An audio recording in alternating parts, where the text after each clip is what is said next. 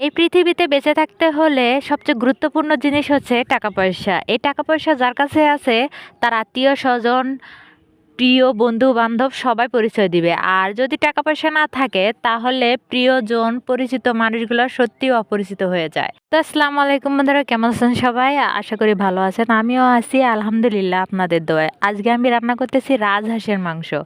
তো অনেক দিন হয়ে গেছে, আমার বোনকে বলছিলাম যে আমার রাজহাঁসের মাংস খাইতে মন চাইছে, তাই আমার বোন এবার দেশের বাড়িতে যেয়ে রাজহাঁসের মাংস আমার জন্য নিয়ে আসছে, তাই রান্না করতেছি।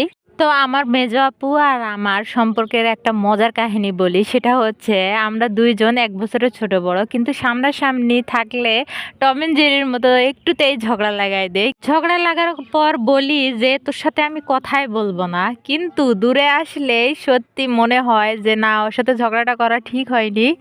আসলে খুব মন নিজের কাছেই খুব খারাপ লাগে। তো আসলে এই সম্পর্কটা সব ভাই বোনের মধ্যেই আছে। তো হয়ে গেছে আমার তরকারি। তো রান্নাটা কেমন লাগলো অবশ্যই কমেন্ট করে বলবেন। আর আমার মেজো আপুর সাথে যেই টম এন্ড জেরির সম্পর্ক, এই সম্পর্কটা কার ভাই বোনের সাথে রয়েছে অবশ্যই কমেন্ট করে জানাবেন।